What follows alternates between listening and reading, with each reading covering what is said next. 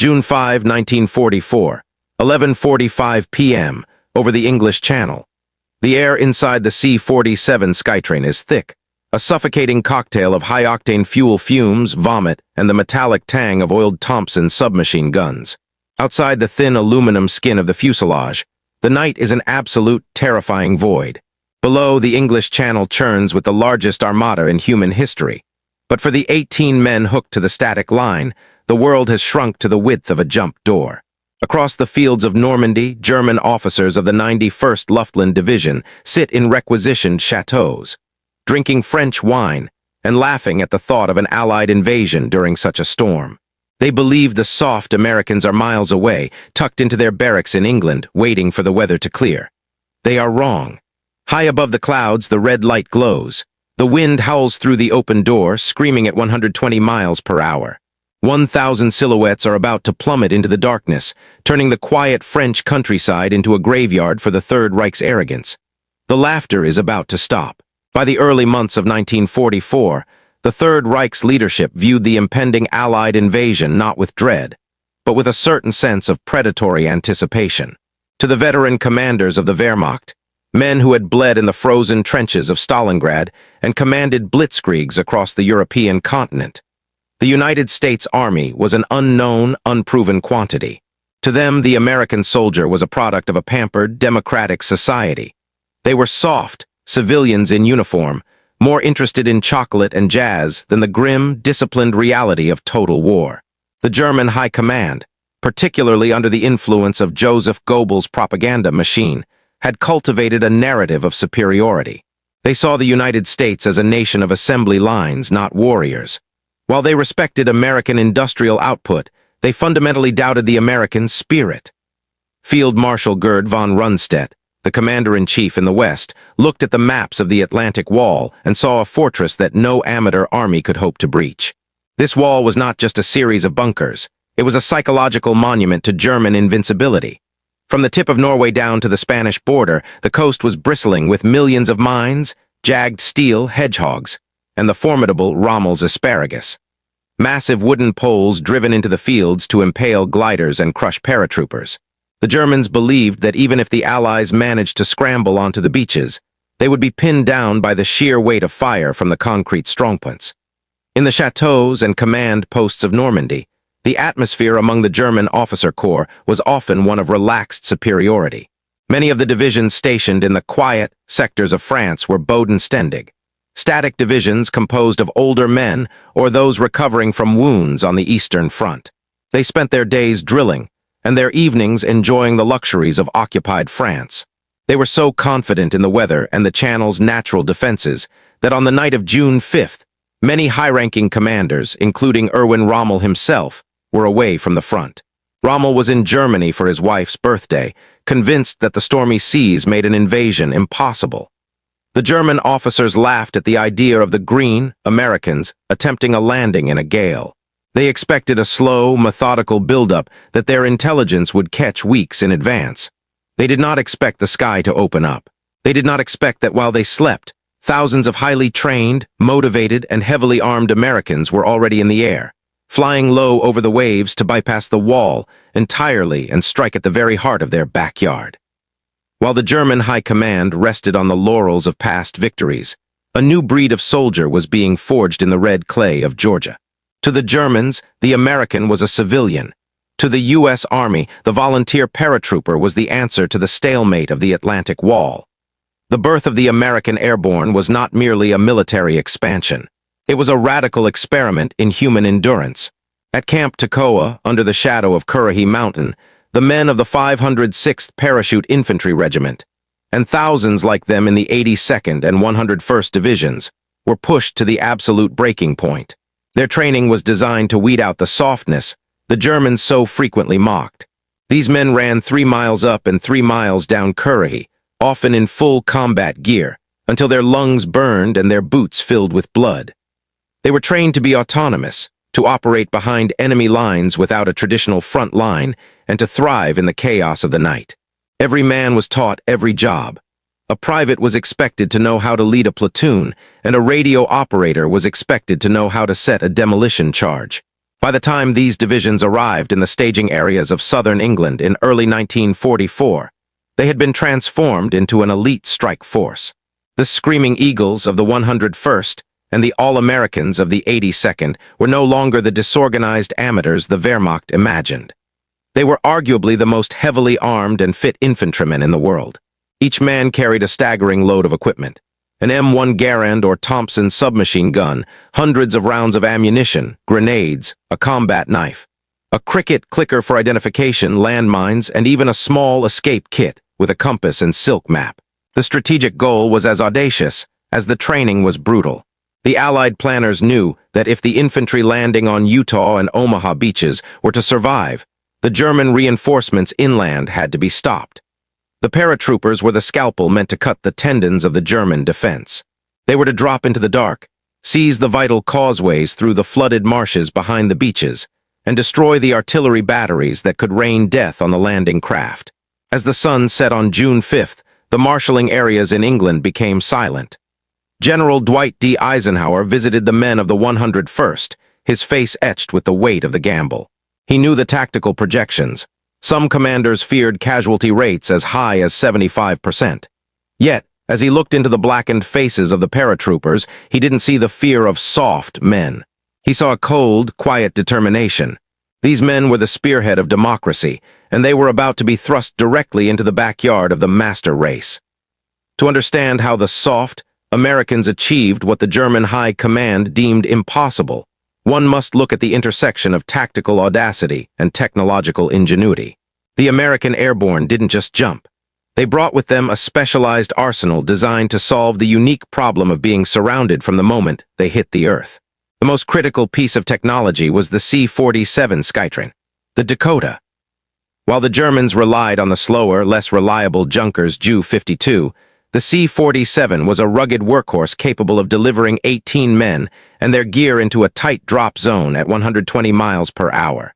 It was the backbone of the vertical envelopment, a concept the Germans had pioneered in Crete, but which the Americans had now industrialized on a massive scale.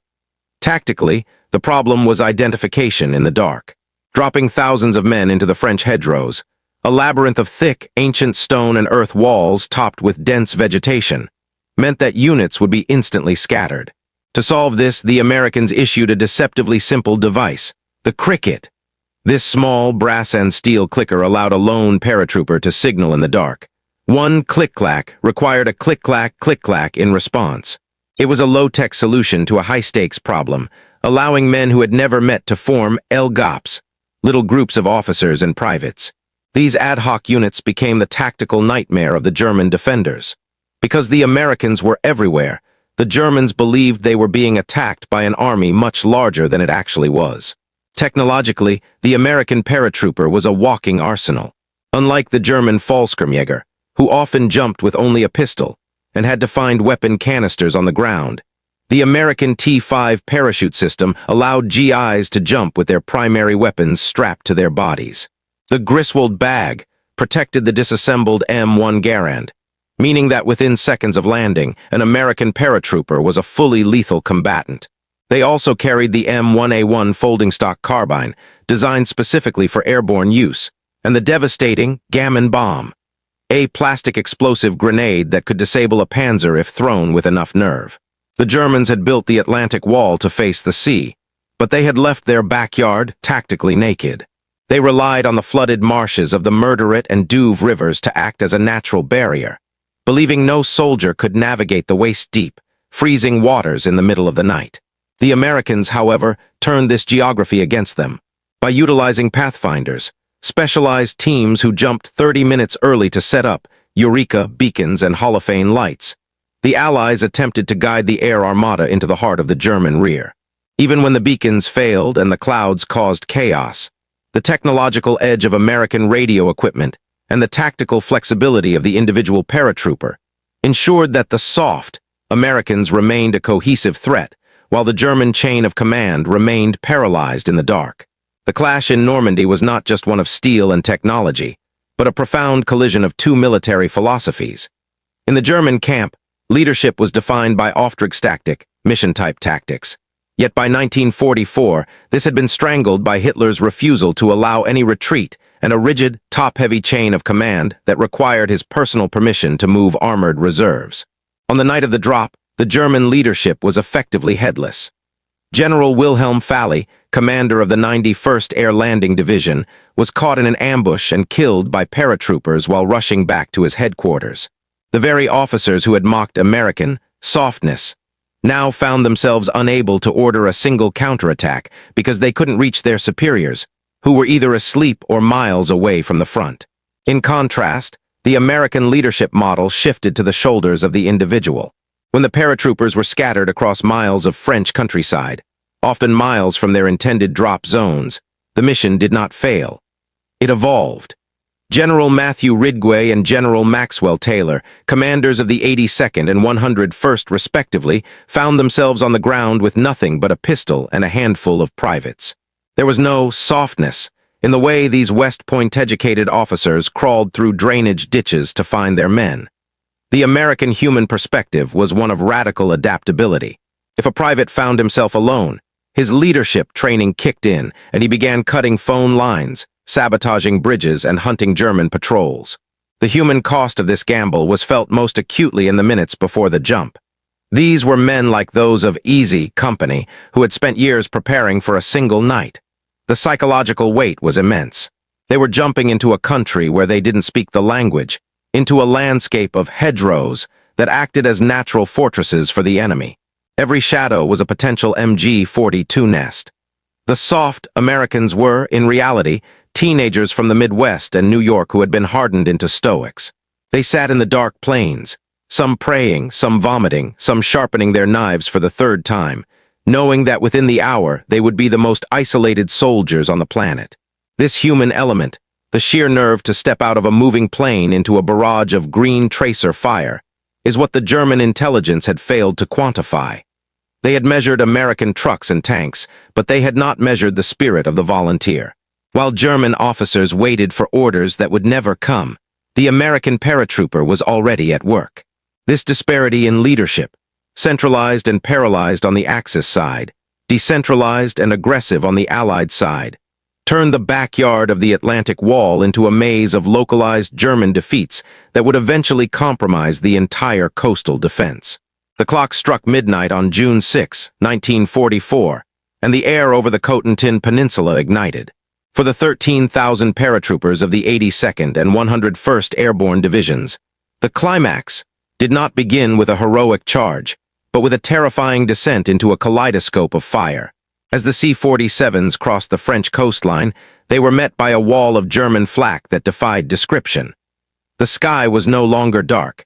It was illuminated by the rhythmic, sickening glow of green and red tracers. The pilots, many of them flying their first combat mission, were forced to break formation as the flak tore through the wings of the Dakotas. The carefully planned drop zones became a fantasy. Inside the planes, the green light flickered on prematurely. Men were flung out into 120 mph winds at altitudes as low as 400 feet, far too low for a standard deployment. Some hit the ground in seconds. Others drifted for what felt like an eternity through a storm of machine gun fire directed upward from the German backyard. This was the moment of peak chaos. The Germans on the ground were waking up to a nightmare they couldn't comprehend. In the village of St. Miraglais, a house had caught fire from a stray flare, and the townspeople were out in the streets forming a bucket brigade. Suddenly, the sky above them filled with white silk. One by one, the American paratroopers began to rain down, not in neat, organized units, but in a chaotic, scattered deluge. Private John Steele famously became snagged on the steeple of the St. Miraglais church, dangling helplessly while the battle raged below him. He watched as his fellow paratroopers were shot before they even touched the soil. But for every man caught in a tree or drowned in the flooded marshes of the Murderette, 10 more were hitting the ground and disappearing into the shadows. The German officers, initially dismissing the reports as a small-scale diversion, were suddenly receiving frantic calls from every sector. The Americans are in the garden. The Americans have seized the bridge. The Americans are everywhere. The very geography the Germans had relied upon, the flooded fields, became a watery grave for some, but for others it became a cloak. The Americans were wet, shivering, and separated from their heavy weapons, but they were moving with a predatory speed. The soft army had arrived, and they were beginning to cut the throat of the German communications network before the first sun of D-Day could even rise. As the clock ticked toward 3 o'clock a.m., the scattered chaos began to solidify into a coordinated assault. The focal point of this resistance was the small, strategic crossroads town of St. Miraglais. It sat directly on the N13 highway, the main artery the Germans would need to move their panzers toward the beaches. While the German garrison, part of the 91st Division, was busy trying to extinguish fires and shooting at silhouettes in the sky, Lieutenant Colonel Edward Cross and his men of the 505th Parachute Infantry Regiment were quietly gathering in the dark. By 4 o'clock a.m., the soft Americans did something the German High Command thought impossible. They launched a disciplined, urban assault after a night of total dispersal. Cross's men moved like ghosts through the stone streets, using their crickets to signal and their knives to silence sentries. Within an hour, they had raised the American flag over the town hall. St. Miraglais became the first town in France to be liberated, and more importantly, the Germans had lost their primary line of communication. Simultaneously, to the east, the Screaming Eagles of the 101st were fighting a different kind of war in the hedgerows. Their objective was to clear the exits, the 4 narrow causeways that led from Utah Beach through the flooded marshes. If these exits weren't held, the 4th Infantry Division landing at dawn would be slaughtered on the sand, trapped by the water. At Brecourt Manor, Lieutenant Richard Winters led a small group of paratroopers in a textbook assault against a battery of German 105 guns that were zeroed in on the beach. Using speed, high-volume fire, and tactical aggression, the Americans destroyed the battery, proving that even a handful of amateurs could dismantle a fortified German position. The German response was a disaster of hesitation. Local commanders, terrified of Hitler's no retreat order and lacking clear intelligence, refused to launch a full-scale counterattack. They believed the paratroopers were merely a screen for a larger force, or perhaps even a ruse. By the time the sun began to peek over the horizon at 5 o'clock a.m., the German backyard was no longer theirs. The bridges were blown, the telephone lines were cut, and the soft Americans were dug into the earth, waiting for the German reinforcements with a cold, professional lethality. The laughter of the officer corps had been replaced by a frantic, desperate realization. The Atlantic Wall had been bypassed from above, and the Green Army was now holding the keys to the continent. As the first gray light of dawn broke over Normandy on June 6th, the true scale of the German miscalculation became visible. On the horizon, the sea was filled with the silhouettes of 5,000 ships, but the battle for the beaches was already being decided miles inland. At Utah Beach, the 4th Infantry Division began their ship-to-shore movement, expecting a bloodbath. Instead, as they waded through the surf and moved toward the critical causeways, they found them not bristling with German MG-42s, but held by haggard, mud-caked men in jumpsuits. The link-up was a moment of profound strategic relief. The Screaming Eagles, despite being scattered and losing over 60% of their heavy equipment in the jump, had successfully seized the exits. The German 91st Division, which should have been driving the Americans back into the sea, was instead paralyzed, fighting hundreds of small-scale private wars in the hedgerows.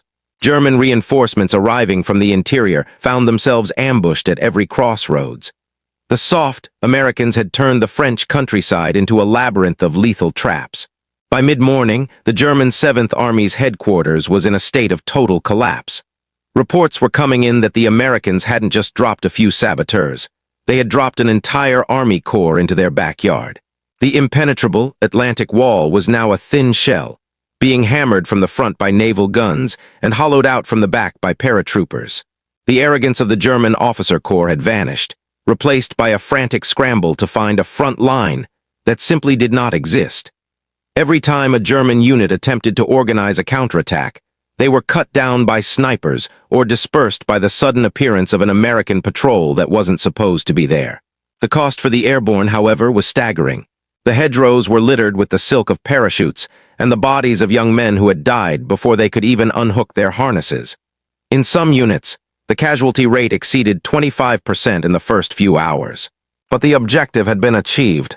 By securing the bridges over the Murderette and the lock at La Barquette, the paratroopers had prevented the Germans from flooding the entire region.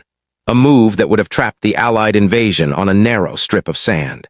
The amateurs had held the door open for the liberation of Europe, paid for in the blood of the boys from Toccoa. The strategic collapse of the German defense in the Cotentin Peninsula was not merely a failure of geography, but a psychological shattering of the Wehrmacht's command structure. By the evening of June 6th, the German 7th Army was facing a reality they had deemed impossible. Their coastal crust had been breached, and the elite 91st Air Landing Division, specifically trained to counter airborne operations, had been effectively decapitated. The death of General Falley and the loss of almost all battalion-level communications meant that the German backyard had become a vacuum of authority. The psychological shift was even more profound. German survivors of the night's fighting spoke with a new, fearful respect for their adversaries. The soft Americans they had been promised by propaganda were nowhere to be found. Instead, they described devils in baggy pants who fought with a ferocious, almost reckless autonomy. One captured German officer famously remarked that he knew the war was lost when he saw American paratroopers using specialized equipment and luxury items, like high-quality chocolate and cigarettes, that the German army hadn't seen in years. The industrial and personal softness they mocked was actually the byproduct of a logistical powerhouse that could afford to equip every soldier like a king. As the 82nd and 101st Airborne Divisions consolidated their gains, the long-term impact on the Normandy campaign became clear. By holding Saint-Miraglais and the Murderate bridges, the paratroopers had successfully isolated the major port city of Cherbourg. Without the airborne success, the German 243rd and 709th Static Divisions would have been able to reinforce the beach defenses, likely turning Utah Beach into a slaughterhouse rivaling Omaha. Instead, the Germans were forced onto the defensive in a series of brutal, close-quarters battles in the Bocage, the thick hedgerow country. The backyard drop also forced the German High Command to keep their vital panzer reserves held back. Because they couldn't tell where the main American force was, since paratroopers were appearing behind every village, they hesitated to commit the 12th SS Panzer Division, Hitlerjugend, and the Panzer Lehr Division until it was far too late. The chaos sown by 13,000 men in the dark had created a strategic fog that blinded the German leadership, allowing the Allies to land over 150,000 men by the end of D-Day. The amateurs had not just survived, they had dismantled the pride of the Third Reich's western defenses in less than 24 hours. The fields of Normandy are quiet today. The stone walls of the chateaus that once echoed with the dismissive laughter of the German officer corps are now monuments to a night that redefined the nature of modern warfare. The soft Americans, the boys from the red clay of Georgia, the steel mills of Pennsylvania, and the streets of Brooklyn, had done more than just seize a few crossroads and bridges. They had shattered a myth of invincibility that the Third Reich had spent a decade constructing. Operation Neptune proved that no wall is high enough, and no water is deep enough to stop a force driven by the decentralized initiative of the individual soldier. The German tragedy in Normandy was a failure of imagination. They believed that war was a matter of rigid lines, concrete bunkers, and centralized commands. They forgot that the most dangerous weapon on the battlefield is not a Tiger tank or a concrete pillbox, but a soldier who knows how to think for himself when the maps are lost and the radios go silent. The legacy of the 1,000 paratroopers who dropped into that German backyard lives on in every modern airborne unit across the globe. They proved that the amateur in a democracy, when pushed to the brink, possesses a grit that no autocracy can manufacture. As the sun set on June 6, 1944, the world had changed. The Atlantic Wall was a ruin, the master race was in retreat, and the road to Berlin was open. The laughter of the officers had long since turned into the silence of the defeated, replaced by the steady, rhythmic clicking of American crickets echoing through the dark, a sound that signaled not just a tactical victory, but the beginning of the end for the Third Reich. History would remember them not as the soft civilians they were believed to be, but as the iron spearhead of a world that refused to be conquered.